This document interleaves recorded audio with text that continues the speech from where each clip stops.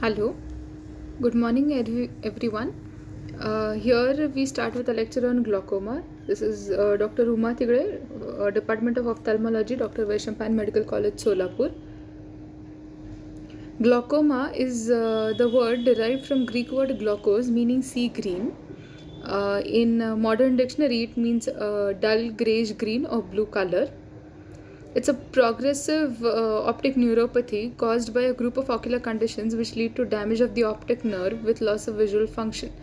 And the most common factor thought to be associated with glaucoma is raised intraocular pressure. Rather, it is also the most modifiable risk factor available. So here we come to intraocular pressure. The normal intraocular pressure in the eye is 10 to 20 millimeters of mercury. The intraocular pressure distribution is of Gaussian curve, wherein 95% of the pressures in the normal eyes lie within this range. The methods to measure intraocular pressure can be done is called tonometry, and it can be done by digital method or instrumental tonometry. Now this is an example of digital tonometry. It is done by palpation by the examiner. So the index fingers of both the eyes are used. One finger is used to exert the pressure on the eyeball, whereas the other finger senses the firmness and displacement of the intraocular fluid. So if on indentation it is soft and indents easily, then the intraocular pressure in the eye is low. If it is normally firm, then it's a normal intraocular pressure, whereas if it is hard or stony hard, then the intraocular pressure is very high. This is an example of indentation tonometry. Here a known weight is placed on the cornea and intraocular pressure is estimated by measuring the deformation or indentation of the globe. Here in the image we can see this is a Schiot's tonometer. It is first checked on dummy or pseudo cornea, and then it is used on actual cornea. Then here we come to applanation tonometry. It is based on Imbert-Fick's law. It states that pressure inside an ideal sphere is equal to force necessary to flatten that sphere's surface divided by the area of flattening. But in the eye, the eye is not an ideal sphere. Because the corneal rigidity is present that resists flattening, whereas an ideal sphere is to be infinitesimally thin, so that there would be no resistance to flattening.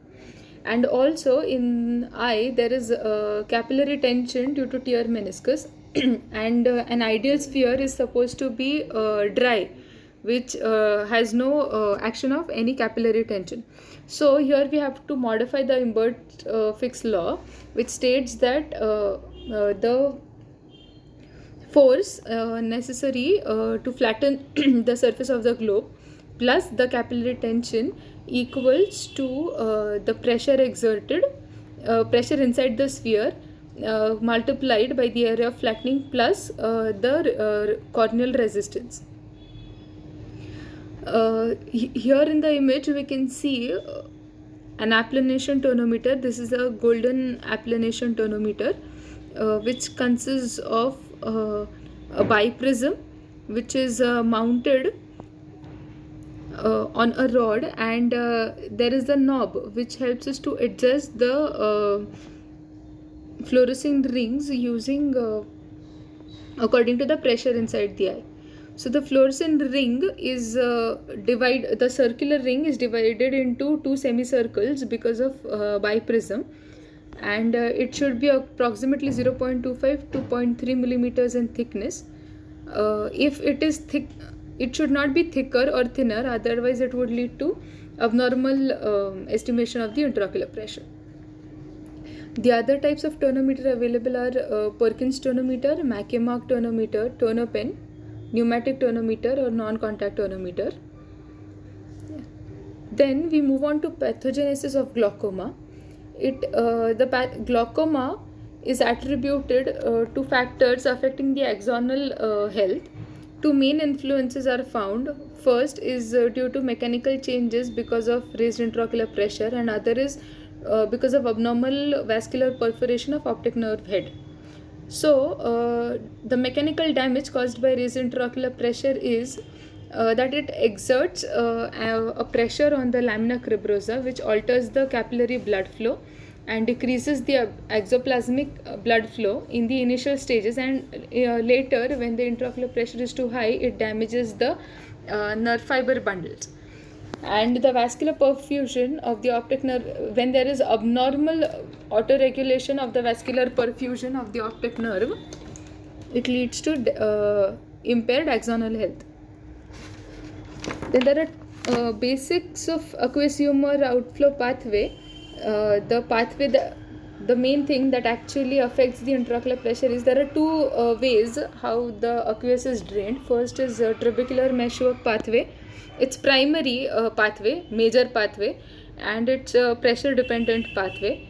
And the other pathway is uveoscleral pathway. The major site of resistance to aqueous humor outflow is thought to be the juxtacanalicular tissue and Schlemm's canal. So, pathologic damage to outflow pathway can be age-related, where in this the trabecular meshwork cellularity is decreased. Increased extracellular deposition occurs in both trabecular meshwork as well as uveoscleral pathways. The matrix metalloproteinases degrade extracellular matrix and thereby enhance the aqueous outflow. But in glaucoma, the production of matrix metalloproteinases seems to be decreased. So, here are various mechanisms that sum up in defective trabecular meshwork functioning and raised intraocular pressure, thereby leading to glaucomatous optic neuropathy. Then we come to types of glaucoma. Glaucoma can be divided into three types: primary adult glaucoma, secondary glaucoma, and congenital or developmental glaucomas. In primary adult glaucoma, specific eye abnormality is not known. It can be divided further into open angle glaucoma and angle closure glaucoma. Secondary glaucoma is attributed to certain specific anomaly or disease of the eye. So, primary open angle glaucoma, it's a progressive optic neuropathy characterized by cupping of optic nerve, intraocular pressure exceeding the normal limits without any apparent cause, and gonioscopically open angles. So, it has the following features: an intraocular pressure of more than 21 millimeters of mercury, an open angle of normal appearance on gonioscopy, then glaucomatous optic nerve head damage, and visual field loss. Now, this here it is wrong in categorizing an intraocular pressure of, for example, if an intraocular pressure is there of 20.5 millimeters of mercury, then does the patient not fit into the criteria of primary open angle glaucoma? No. Each eyeball, there is a different subset of intraocular pressures which can lead to optic nerve damage, and that has to be titrated according to specific needs of an individual rather than specific guidelines of numbers.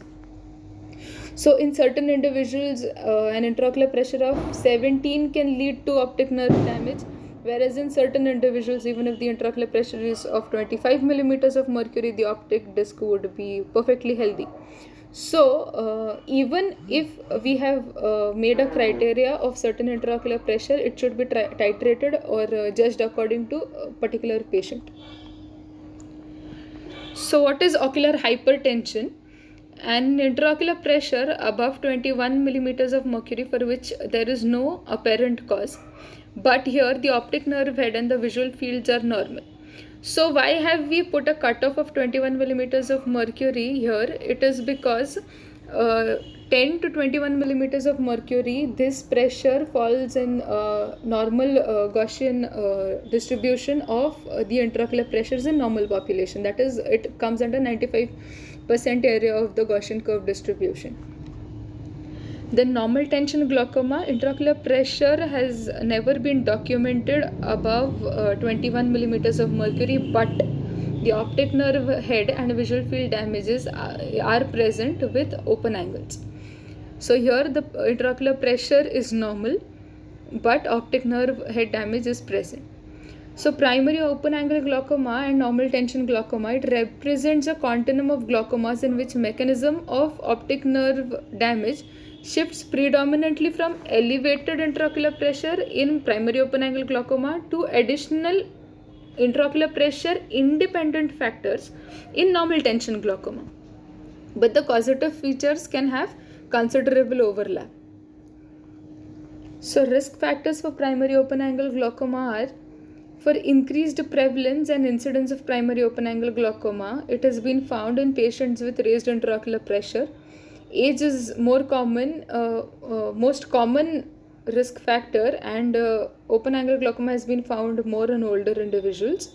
It's more common, develops earlier, and more severe in blacks. Then family history, 3 to 7-fold increases there in individuals with siblings with primary open angle glaucoma. Then diabetes mellitus and myopia. Now in some studies, diabetes mellitus and myopia have been directly associated with primary open angle glaucoma, while in some studies they have not been associated. So it's our duty to screen such all the patients of diabetes mellitus and myopia for risk of glaucoma. Then what are the advanced glaucomatous changes that occur in optic disc, or how do we define a glaucomatous disc? There's marked cupping. Cup size is around 0.7 to 0.9. Excavation may even reach the disc margins. Then there is nasal shifting of the retinal vessels. These vessels have the appearance of being broken up from the margin. This is called as bayoneting sign. Then the pulsations of retinal arterioles, which could have been seen previously, are not seen.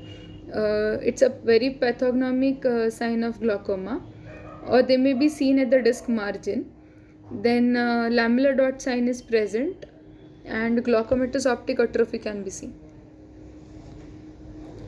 So this is a diagram showing various stages of optic disc cupping. First one, A, is normal with cup disc ratio of 0.2. From B to F, we can see the excavation goes on increasing. First there is concentric enlargement, then there is inferior expansion in image C, and in the F there is total cupping of the optic disc. So how do we document the visual field changes in open angle glaucoma, or in any glaucoma for that matter? It is done by perimetry. It's a procedure for estimating extent of the visual fields.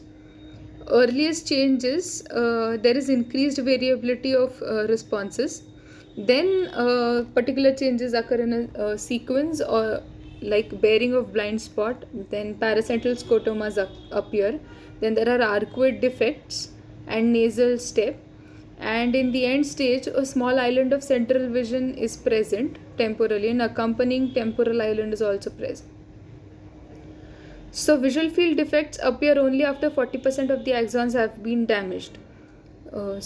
Field damages usually run parallel to the optic disc changes and continue to progress if the intraocular pressure is not controlled. Visual field defects in glaucoma are initially observed in the Jerem's area, that is 10 to 25 degree of fixation. So these are the field defects. The first one, A, is barring of blind spot. In B, we can see there is superior paracentral scotoma. In C, both the superior scotoma and the blind spot seem to combine, forming a serial scotoma. In D, there's Jerem's scotoma, or an arcuate scotoma. And in E, there's double arcuate scotoma, and where they join, there is a formation of Reni's central nasal step. So visual field defects are progressive, more or less. It takes the following sequence. Isopter contraction, mild generalized constriction of central as well as peripheral field occurs. It is the earliest visual field defect occurring in glaucoma. Before that, there is occurrence of angioscotomas, which are due to the shadows caused by the blood vessels of retina. Then the next one is barring of blind spot. It is exclusion of blind spot from the central field due to inward curve of the outer boundary of 30-degree central field. It's an early sign of glaucomatous damage, but it is not specific to glaucoma. Then there is small wing-shaped paracentral scotoma. It is the earliest clinically significant defect. It can be either above or below the blind spot in Jerum's area. Then there is sedal scotoma, which is sickle-shaped scotoma due to progression of the disease where paracentral scotoma join the blind spot. Then there is arcuate or Jerum scotoma due to extension of sedal scotoma in an area above or below the point of fixation to reach the horizontal line. Then there is ring or double arcuate scotoma wherein two arcuate scotomas join together. And then there is appearance of Reni's central nasal step where two arcuate scotomas run in different arcs meet to form a sharp right-angled defect at the horizontal meridian. In advanced glaucomas, visual loss gradually spreads centrally as well as peripherally. Eventually, only a small island of central vision or tubular vision is present. So here, when we say small island of central vision or tubular vision, the patient can still have 6/6 vision, but the fields have contracted so much that there is no peripheral vision present, and only central or a small tubular island of vision is present. So even if an old age patient comes with a vision of 6/6, you should never assume that the patient is completely normal without checking his optic disc. Temporal island of vision is more resistant, and so hence it is lost in the end. And then when this island of vision is also lost, then there will be no light perception present. So how do you diagnose open angle glaucoma? You can either do it with, you have to do it with tonometry, wherein you measure the intraocular pressure of the patient. Then when on eye examination, cornea is typically normal in primary open angle glaucoma, but thinner central corneal thickness, this is shown to have significant risk for development of primary open angle glaucoma in ocular hypertensive patients. That is, if you have a patient who has ocular hypertension, that is the intraocular pressures are more than 21 to 25, but the optic discs are normal, that is the field damages have not occurred yet. But if the central corneal thickness is very less, then these patients are significantly prone in developing open angle glaucoma. Then we can do it by diurnal variation test, provocative tests like water drinking. On gonioscopy, there will be open angles. Optic disc changes are seen. In India, serial documentation is usually not done because patients come late, as the central vision is usually preserved. So patients usually are not screened for glaucoma. But when we have serial documentation, we can have a definitive diagnosis of primary open angle glaucoma. Then the visual fields show typical changes. These can also be documented over a period of time to show whether it has been glaucomatous damage, and also to check whether the patient is responding to the treatment that you're giving. So if the patient, the gradual fields are worse, even on treatment that you're giving, that means that the treatment is not adequate, or the patient is resistant to whatever treatment you're giving. So visual fields are very important in diagnosis of glaucoma. And then we have nerve fiber layer analyzer. Now, how do we manage open angle glaucoma? Our primary aim of treatment is to prevent functional impairment of the patient. This occurs in developing countries because the patient usually presents very late due to preservation of central vision, and patients are not routinely screened for glaucoma, and there is very less awareness regarding glaucoma in public. So when the patient comes to you, we need to perform a good baseline evaluation and see to it that it should not progress further. And the main aim is to lower the intraocular pressure because it is the only known modifiable risk factor available for open angle glaucoma. So medical management, there are many drugs available. First one is prostaglandin derivatives. What they do is they enhance the uveoscleral aqueous outflow. They are preferred over beta blockers nowadays as first line treatment because beta blockers have potential systemic side effects which prostaglandin derivatives do not have. So the agents for prostaglandin derivatives are latanoprost, bimatoprost, travoprost and tafluprost. Latanoprost has fewer ocular side effects as compared to the other drugs, so it is usually preferred.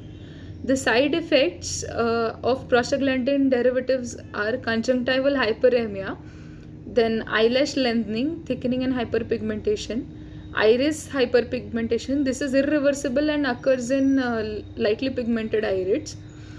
Then hyperpigmentation of periocular skin. If the drop usually tends to, excessive of the drop usually tends to flow off and gets accumulated near the eye in the periocular skin. So more the contact, more is the hyperpigmentation. Then anterior uveitis and promotion of herpetic lesions. Then we have beta blockers. They reduce the intraocular pressure by decreasing the aqueous production, mediated by an effect on the ciliary epithelium. So it is preferred in conditions such as ocular inflammation where prostaglandin derivatives are contraindicated, cystoid macular edema, or when there is history of herpes simplex keratitis. In India or in developing countries, many a times beta blockers are still thought to be the first line treatment for glaucoma because prostaglandin analogs or prostaglandin derivatives are costlier and the patient affordability is less. So beta blockers are easily available and can be affordable to the patients. That is why they can be preferred over prostaglandin derivatives with substantial reduction in the intraocular pressure. So the agents available are timolol, betaxolol, metoprolol. The side effects can be ocular and systemic. Ocular side effects are slightly mild as compared to prostaglandin derivatives. They can be allergic, then punctate keratitis. It is very rare to have granulomatous uveitis, which is seen with metoprolol. The systemic side effects are the main concerns when it comes to beta blockers. They are bronchospasm, cardiovascular effects like bradycardia, sleep disorders, decreased exercise tolerance, etc. Then we have alpha 2 agonists. Ocular alpha 2 agonist receptor stimulation decreases aqueous synthesis via an effect on ciliary epithelium and increases uveoscleral outflow. There is probably also a neuroprotective component when we administer alpha 2 agonist, but the side effects are they can cross the blood-brain barrier and hence these should be used with great caution when it comes to children. Otherwise, they may lead to central nervous system depression and hypertension. And alpha 2 agonists are contraindicated under the age of 2 years. The agents are brimonidine 0.2% and apraclonidine. Apraclonidine is not used nowadays. Brimonidine is the main drug used. The next line is topical carbonic anhydrase inhibitors. These lower the intraocular pressure by inhibiting aqueous secretion via the topical routes. These can be used 3 times a day as monotherapy, and when these are used as adjunctives, they are can be used twice daily. So it is very important when to see that the patient is given topical drug or systemic drug, because carbonic anhydrase inhibitors can also be given systemically to reduce intraocular pressure in acute conditions, in acute attacks. So the agents are dorzolamide and brinzolamide. The side effects are they cause severe ocular irritation and stinging sensation, then transient bitter taste in the mouth. Allergic blepharoconjunctivitis is very common, and brinzolamide has lower incidence of stinging and local allergy as compared to dorzolamide. The fifth agent is miotic. These are cholinergic agonists and predominantly used in the treatment of angle closure glaucoma because of course they cause the contraction of sphincter pupillae and pulls the peripheral iris away from the trabeculum, hence the angle is opened.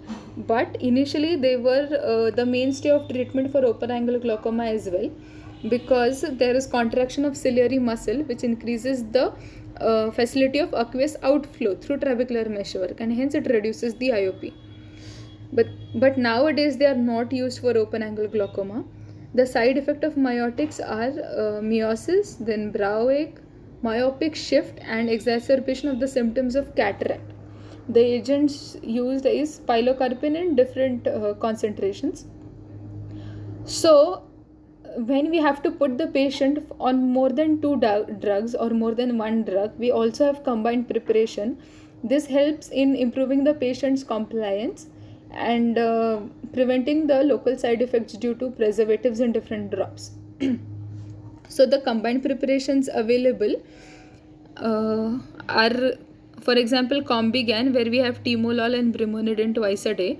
Then Duotrav, where there is timolol and travoprost once daily. Actually, most of the combinations present today are in combination with timolol. Simbrinza is the only combination wherein we have brimonidine, which is an alpha agonist, and brinzolamide, which is a topical carbonic anhydrase inhibitor. It's a new combination and it does not contain a beta blocker. It can be administered twice daily. Then for primary open angle glaucoma, we also have laser treatments. Laser trabeculoplasty, it involves the delivery of laser to the trabecular meshwork. It modifies the trabecular meshwork with the aim of enhancing aqueous outflow and hence thereby lowering intraocular pressure. So 3 types of laser procedures can be done. One is selective laser trabeculoplasty. Here a 532 nanometer frequency doubled Q-switched Nd:YAG laser is used to selectively target the melanin pigment in trabecular meshwork. Here we are selectively targeting the melanin pigment, hence it's a selective laser trabeculoplasty. This helps in modifying the cells, leaving non-pigmented structures unscathed. Only the pigmented structures are targeted. Whereas in argon laser trabeculoplasty, mechanism can be overlapping to selective laser trabeculoplasty. In addition to it, mechanical opening of trabecular spaces may also occur.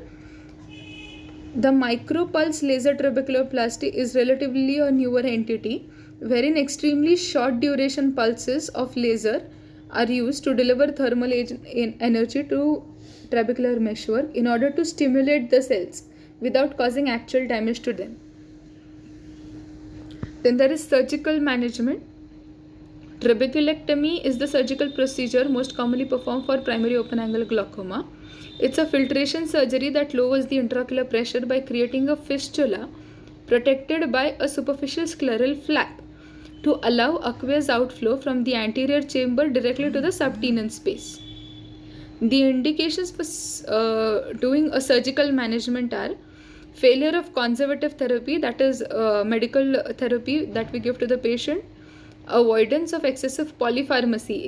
If the patient cannot maintain intraocular pressure even on 2 or more drops rather, it is better to perform surgery. Progressive deterioration of the optic nerve head despite of adequate intraocular pressure control. For example, you are giving medical treatment to the patient, the intraocular pressure seems to be controlled, but still the optic nerve damage is progressing. It is better to do a surgical management and see to it that the intraocular pressure is maintained further in the lower range so as to prevent further damage. Even if the patient, for example, a patient is residing in remote areas and you are not sure whether the patient is going to be compliant to the medical treatment that you are giving him, or you're not sure whether the patient will come for regular follow-ups, it is better to perform a surgical management in order to prevent the optic nerve head damage than to take risk with medical management. Then trabeculectomy can be a primary therapy when the disease is already advanced, when the patient is presenting to you, and in such disease when you actually require a very low target pressure. Which can be easier achieved with surgical management than medical therapy. And patient preference, many a times patient is not ready to put on drops regularly and is more compliant with surgical management. Now we also have glaucoma drainage devices. These create a communication between the anterior chamber and the subtenon space via a tube attached to a posteriorly explanted episcleral reservoir. Some of these devices also contain pressure sensitive valves for regulation of aqueous outflow. Example of glaucoma drainage devices are Molteno implant, Ahmed glaucoma valve, Beerwald implant, etc. On the right, there is an image of Molteno implant. It's implanted in the subtenon space between two extraocular muscles and secured with sutures. Whereas the other end, you can see the tube opening in the anterior chamber. Then we come to angle closure glaucoma. It's a group of glaucomas characterized by elevated intraocular pressure, which is a result of mechanical obstruction of the trabecular meshwork by either apposition of peripheral iris to the trabecular meshwork or by synechial angle closure. So here, the outflow pathway is actually closed due to apposition of the peripheral iris to the trabecular meshwork, and hence it is blocked. Or there are synechiae present which hampers the drainage of aqueous. So angle closure glaucoma was probably the first glaucoma described in 1722 after on the basis of its clinical features. So this is the screening method for angle closure glaucoma, wherein oblique flashlight illumination is used to assess the anterior chamber depth. So when the iris is bowed forward, only the proximal portion of the iris will be illuminated. In case of angle closure, and the distal half is seen shadowed, whereas if the anterior chamber angle or depth is normal, then almost whole of the iris gets illuminated. So we have many classification systems for evaluation of angle of anterior chamber. The main how we describe angle closure glaucoma is a classification given by Foster and colleagues is that when iridotrabecular contact in 3 or more quadrants is present, but there is no peripheral anterior synechiae, the intraocular pressure is normal, optic disc is normal, and the fields are normal, we term it as primary angle closure suspect or PACS. Now, when iridotrabecular contact is present in 3 or more quadrants and the intraocular pressure is raised, or primary peripheral anterior synechiae are present, or both of these are present, but the optic disc or the visual field changes are normal, then it is termed as primary angle closure. Here the optic nerve is normal, no damage has been occurred yet. And when iridotrabecular contact is present in 3 or more quadrants with raised intraocular pressure or primary peripheral anterior synechiae or both, along with it glaucomatous optic neuropathy and field defects are present, then we term it as primary acute angle closure glaucoma.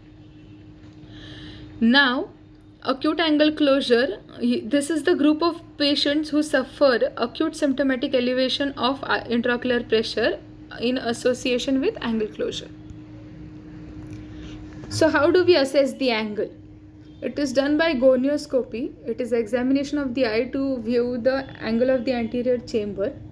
As the angle cannot be visualized directly because of the phenomenon of total internal reflection of light into the first medium, that is the anterior chamber, so we need something to visualize the angle. So we do it by gonioscopy. So gonioscopy is of different types. It is direct gonioscopy and indirect gonioscopy. So indirect gonioscopy is of two types. It can be done with indentation and without indentation. This is an example of direct gonioscopy. Here the anterior curvature of the contact lens, the gonio lens, is such that the critical angle is not reached and hence the light is not totally internally reflected, and these are refracted at the contact lens air interface, and thereby we can see the anterior chamber angle. So this is an example of Koipes 50 diopter lens. In indirect gonioscopy, the light rays that uh, are reflected by a mirror in the contact lens, that is the gonioprism, and hence it leaves the lens at nearly a right angle to the contact lens air interface. So we are not directly visualizing the angle, but due to the reflection by the gonioprism, we are seeing the opposite angle. This is an example. The picture was of Goldman 3 mirror gonio lens. Then we have various gradings for grading the depth of the anterior chamber angle. This is von Herig's grading. Here gonio lens or gonio prism is not required, and it can be done by creating a slit using a slit lamp. So it has 4 gradings. Grade 0 is iridocorneal contact, no iridocorneal contact. In grade 1, the peripheral anterior chamber depth is less than 1/4 of that of corneal thickness, which can be estimated using a slit lamp. Then in grade 2, peripheral anterior chamber depth is equal to 1/4 of the corneal thickness. In grade 3, peripheral anterior chamber depth is between 1/4 to half of the corneal thickness. And in grade 4, peripheral anterior chamber depth is more than or equal to corneal thickness. So grade 4 is an open angle with least chances of going into angle closure, whereas grade 1 or grade 0, there is complete iridocorneal contact and the patient may land up in the with an attack of acute angle closure glaucoma. The next grading is Schaffer angle grading. Here grade 4 is the widest open angle, so risk of closure is almost nil, whereas grade 0, where the angle width is 0, is the closed angle, and the risk of closure is the angle is almost closed. On the right side we have an image of Schaffer's gonioscopic classification. This classification is done on the basis of gonioscopy and an angle is estimated. The next grading is Spaeth's angle grading system. In this system, 4 components are used to grade the angle and estimate whether it will go into angle closure. The 4 things used are insertion of the iris, then iris angularity in the degrees, then iris curvature, whether it is flat bowed anteriorly or has a plateau configuration or a concave posterior bowing, and then pigmentation of the posterior pigmented trabecular meshwork. So if there is intense pigmentation of trabecular meshwork, more are the chances that the patient is at risk of going into angle closure. So the risk for angle closure glaucoma are first are the demographic factors, wherein patients older than 60 years are more prone, then female genders, Chinese ethnic origin, family history. If the patient has first degree relatives with angle closure glaucoma, the patient is more at risk of angle closure. Then anatomic factors, shallow anterior chamber depth, especially peripherally. So hypermetropes or patients with short axial length are more prone to angle closure glaucoma. Then anteriorly positioned lens or increased anterior curvature of the lens, then small diameter or increased curvature of the cornea, and plateau iris configuration or thick peripheral iris rule. And the precipitating factors can be dim illumination. So in dim illumination there will be dilatation or a mild mydriasis of the pupil, wherein the peripheral iris rolls or gets crowded and there is a high chance that it will go and block the trabecular meshwork. So dim illumination and can be precipitating. Then drugs that precipitate angle closure glaucoma can be anticholinergic drugs and adrenergic agents. Then emotional stress and excruciating pain.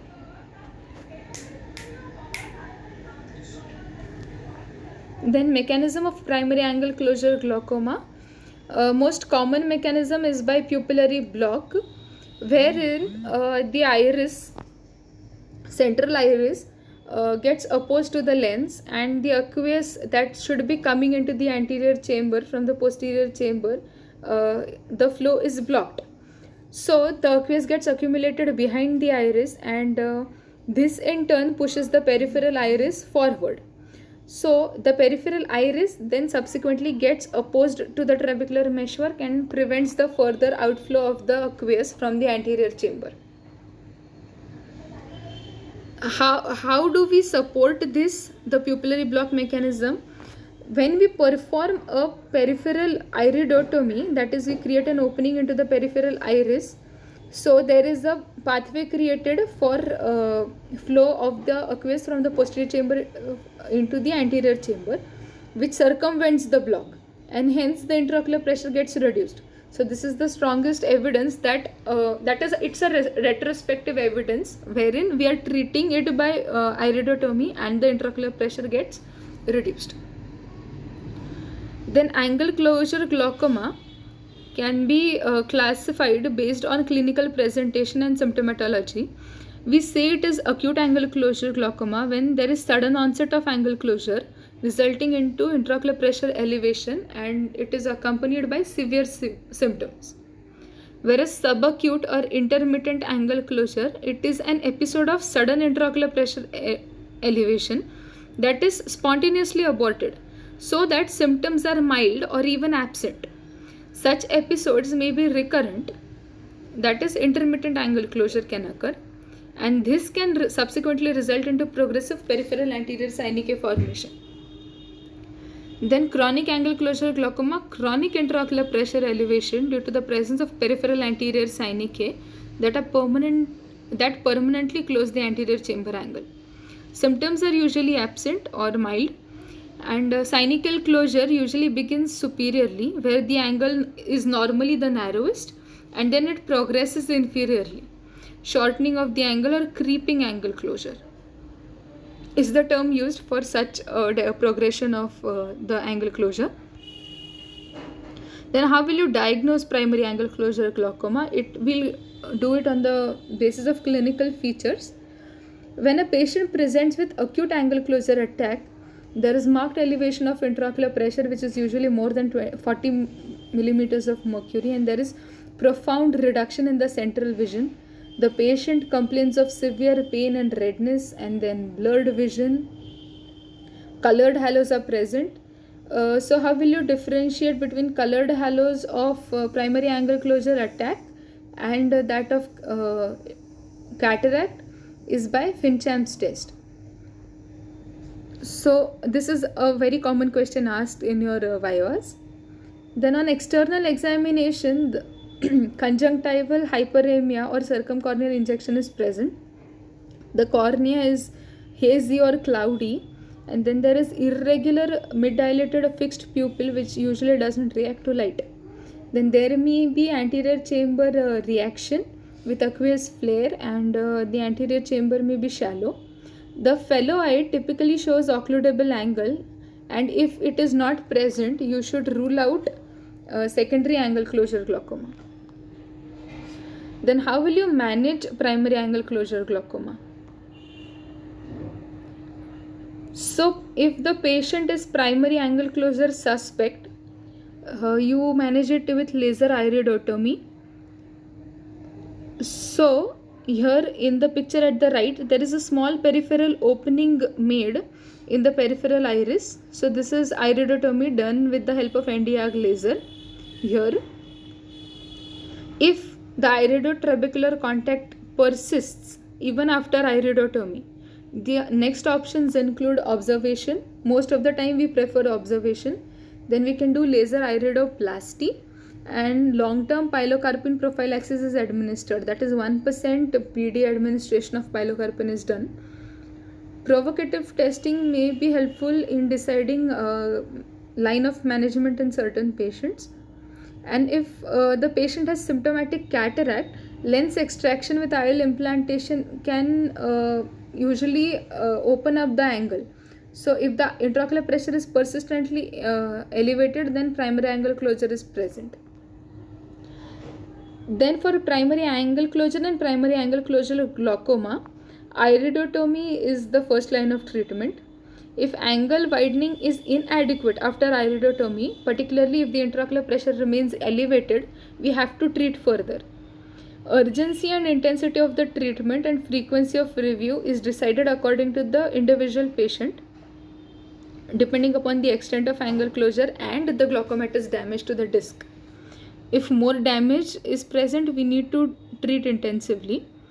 Then medical treatment as for primary open angle glaucoma may also be required in angle closure glaucoma for eyes with substantial cynical closure, where even if you perform iridotomies, it is not going to help because peripheral anterior synechiae are present to a large extent. And if the intraocular pressure remains persistently elevated even if the angle is open. So when a patient presents to you with an acute attack, acute angle closure attack is an ophthalmic emergency. So initially, if you see the patient should assume a supine position. This will encourage the lens to shift posteriorly under the influence of gravity. Acetazolamide, this is systemic carbonic anhydrase inhibitor. 500 milligram is given intravenously if the intraocular pressure is more than 50 millimeters of mercury, or it can also be given orally if the intraocular pressure is less than 50 millimeters of mercury. The contraindications to acetazolamide are sulfonamide allergy. In case the patient does not respond to this initial management, that is the raised IOP is resistant to this management, then we can give mannitol 20%, 1 to 2 gram per kg intravenously over 1 hour, or we can give oral glycerol 50%, 1 gram per kg body weight, or we can also give oral isosorbide 1 to 1.5 gram per kg. Having checked for contraindications, mannitol is most commonly used. Then pilocarpine 2 to 4% drop. 1 drop is put in the affected eye, repeated after half an hour, and in the other eye 1 drop 1% pilocarpine is administered, and the patient is usually in severe pain and might present with nausea and vomiting, so you need to administer analgesics and antiemetics to the patient as required. Subsequent medical treatment: pilocarpine 2% 4 times daily to the affected eye and 1% to the fellow eye as prophylaxis is usually administered. Topical steroids are administered if the eye is acutely inflamed. Any of the following should be continued as necessary according to the patient response: timolol 0.5% twice daily, or apraclonidine. Apraclonidine is usually not given. Oral acetazolamide 250 mg 4 times daily is usually administered to maintain the intraocular pressure in normal range. Then once the attack has been broken, then the definitive management to prevent further attacks is bilateral laser iridotomy. But for this you need clear cornea and normal intraocular pressure. So first we need to break the attack, lower the intraocular pressure, and then do a laser iridotomy. Topical steroids and necessary ocular hypotensives are continued for at least a week after laser iridotomy is done and then tapered off. Subsequent management is as for post-iridotomy chronic primary angle closure or primary angle closure glaucoma. Trabeculectomy is occasionally necessary only if the intraocular pressure is persistently elevated despite of successful opened angle. This finishes off angle closure glaucoma. Now we come to secondary glaucomas. These glaucomas can be attributed to a specific cause or a known anomaly of the eye. The types of secondary glaucoma, they can be further classified as secondary open angle glaucoma or secondary angle closure glaucoma. So secondary open angle glaucoma, these can be due to various mechanisms like pretrabecular mechanism, trabecular mechanism, or post-trabecular mechanism. First is the pretrabecular mechanism where there is neovascular glaucoma, there is neovascularization of the iris and the anterior chamber angle, which leads to raised intraocular pressure, and the trabecular meshwork and the outflow pathway is absolutely normal. Then there is iridocorneal endothelial syndrome and epithelial ingrowth syndrome. Then we have trabecular pathology, where is under which come pigmentary glaucoma, wherein the pigments are shed and they go and block the trabecular meshwork, which prevents the outflow for aqueous. Then there is red cell glaucoma, ghost cell glaucoma. Then there is phacolytic glaucoma, pseudo-exfoliation glaucoma, trabeculitis, wherein there is inflammation of the trabecular meshwork which prevents or disturbs the aqueous outflow. Then there is post-traumatic angle recession. And there are post-trabecular mechanisms wherein there is it can be due to carotid cavernous fistula or superior vena cava obstruction, wherein there is raised raised episcleral venous pressure subsequently, and so it reduces the aqueous outflow. Then secondary angle closure glaucoma, it can be due to pupillary block or without pupillary block. So for example, pupillary block mechanism, we can have seclusio pupillae. Like there has been some inflammatory attack previously, or in patients with chronic uveitis, there is seclusio pupillae due to posterior synechiae, and the aqueous cannot be drained from posterior chamber to anterior chamber. Then we can have subluxated lens, phacomorphic glaucoma, wherein the lens is intumescent and the iris and lens iridolenticular contact is increased, and there is no drainage of the aqueous from posterior to anterior chamber. Then there is aphakic pupillary block, wherein the lens is not there but the vitreous moves forward and thereby goes and blocks the pupil. In such cases, usually in aphakics, we perform peripheral iridotomy to prevent such complications. Then there is anterior chamber intraocular lens implantation, which is done without patent peripheral iridotomy. Then we have secondary angle closure glaucoma without pupillary block. This is caused due to peripheral anterior synechiae, which can be secondary to different causes like neovascular glaucoma, chronic anterior uveitis, or there is ciliary body or iris cyst present, or there are any posterior segment tumors present, or if the patient has proliferative vitreoretinopathy or retinopathy of prematurity, and there is contraction of retroreticular fibrovascular tissue. Then ciliolenticular block, that is malignant glaucoma, is present. So in secondary glaucomas, we know what is the causative agent for raised intraocular pressure. So once we treat, so the main aim of treatment of secondary glaucoma, be it angle closure or open angle, is to treat the underlying cause. Then we have congenital glaucomas. The glaucoma that occurs in children less than 2 years of age is usually termed as congenital glaucoma. This can be primary infantile glaucoma, which is isolated abnormal development of anterior chamber angle structures, and then there is secondary infantile glaucoma. So this is associated with ocular or systemic syndromes. That is, abnormality is known, secondary to which infantile glaucoma occurs. So key features in congenital glaucoma are elevated intraocular pressure, glaucomatous optic atrophy is present, and ocular enlargement, that is buphthalmos has appeared.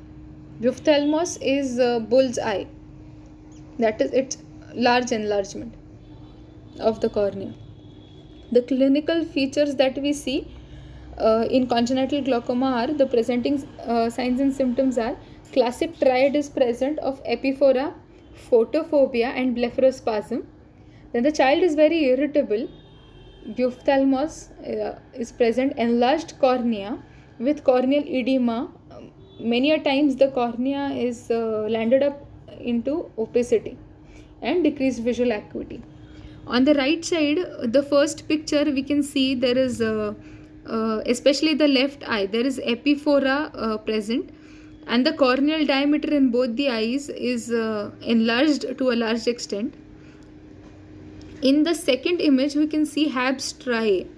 HABS striae is a feature in congenital glaucoma. This appears due to breaks at the level of Descemet's membrane due to excessive stretching as the cornea enlarges. So, for clinical evaluation, how will you evaluate a child? Best it is done without any sedation, because the sedation or anesthesia may affect the intraocular pressure on examination, but it is very difficult to examine a child without sedation. So mostly it is done under general anesthesia. Intraocular pressure of both the eyes is measured immediately after giving sedation, before intubation, because this will minimize the effect of anesthesia on intraocular pressure. Then corneal diameter is measured using Castovejos caliper. Horizontal and vertical, both the diameters are measured for both the eyes. Then anterior chamber is evaluated. The epithelium, stroma and Descemet membrane changes, wherein we look for HABS striae is done. And are there any changes present in the lens, iris or pupil are examined.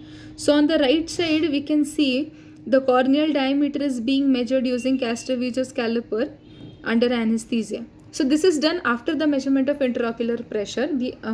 After intubation, intraocular pressure is the first thing that is to be measured after giving general anesthesia. Then how will you manage congenital glaucoma? The primary line of treatment for congenital glaucoma is surgery. Medications have minimal effect for congenital glaucomas. So angle surgery alone is usually successful in 80 to 90% of the cases, and to supplement it we can use medical therapy. Caution is required with selection of medication in young children, as most of the medications are contraindicated, and you need to see for systemic side effects of those medications, because even at low doses we can have increased systemic side effects of the medications administered. Then goniotomy is done under direct gonioscopic visualization, wherein an incision is made at the midpoint of the trabecular meshwork. So the angle is opened up. Trabeculectomy may be necessary if corneal clouding prevents an adequate visualization of the angle. For goniotomy you need adequate visualization. If there is no adequate visualization due to corneal edema or corneal crowding or corneal opacification, then trabeculectomy may be necessary. Trabeculectomy is also an option when repeated goniotomy has failed. Other procedures when the angle surgery fails include trabeculectomy, tube shunt implantation and ciliary body ablative procedures. So when there is corneal clouding or decreased vision due to congenital glaucoma for a prolonged period of time, the patient might land up into amblyopia or refractive error due to change in the corneal diameter.